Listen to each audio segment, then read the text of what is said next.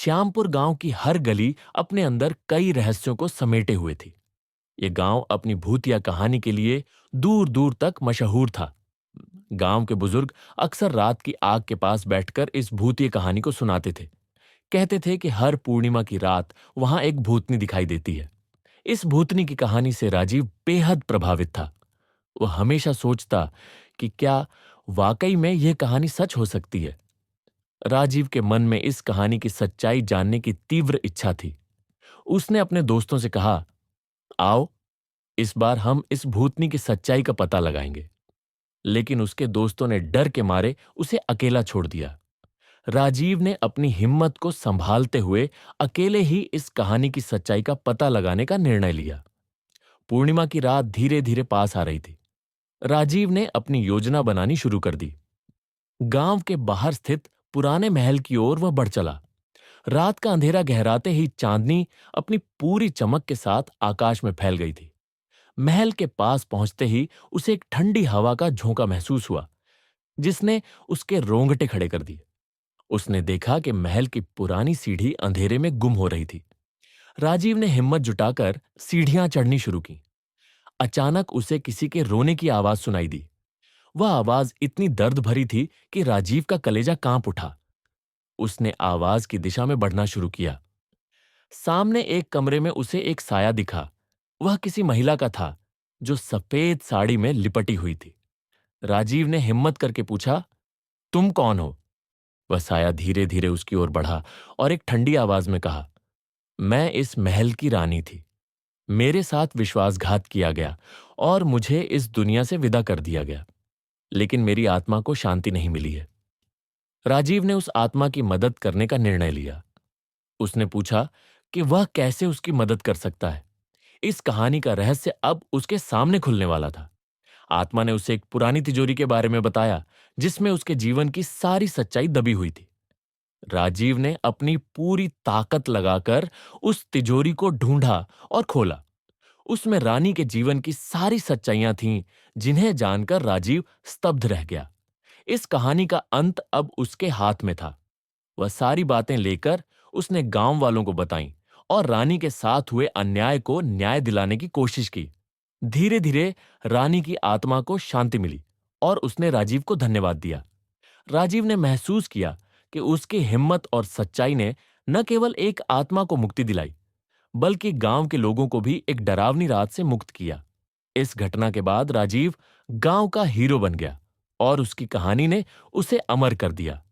गांव में अब हर पूर्णिमा की रात एक उत्सव की तरह मनाई जाती है, जिसमें राजीव की बहादुरी और भूतनी की मुक्ति की कहानी सुनाई जाती है।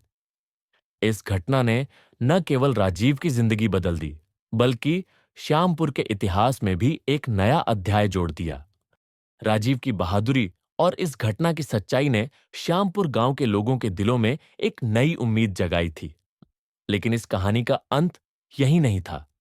रानी की आत्मा को शांति तो मिल गई थी, लेकिन महल की दीवारों में छिपे कई और रहस्य अब भी उजागर होने बाकी थे।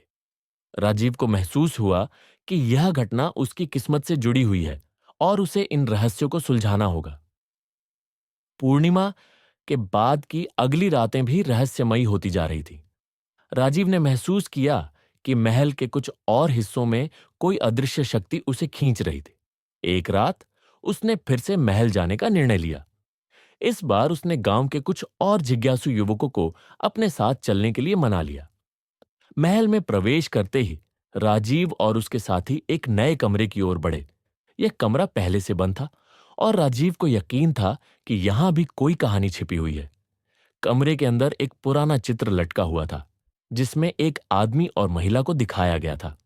राजीव ने गौर से देखा और पाया कि यह वही रानी थी, जिसकी आत्मा को उसने शांति दी थी। लेकिन उस आदमी का चेहरा उसकी समझ से बाहर था। चित्र के पीछे एक गुप्त दरवाजा था। दरवाजे को खोलते ही राजीव और उसके दोस्तों ने देखा कि वहां एक गुप्त सुरंग थी। सुरंग के अंदर बहुत सी पुरानी चीजें पड़ी थीं, जिनमें कुछ पुराने ग्रंथ और दस्तावेज शामिल थे।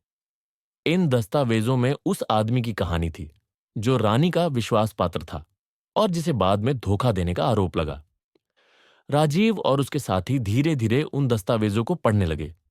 उन्हें पता चला कि रानी के साथ जो विश्वासघात हुआ था उसका कारण यह आदमी नहीं था, बल्कि यह तो एक और बद्दा षड्यंत्र था जिसे महल के कुछ अन्य लोगों ने रचा था।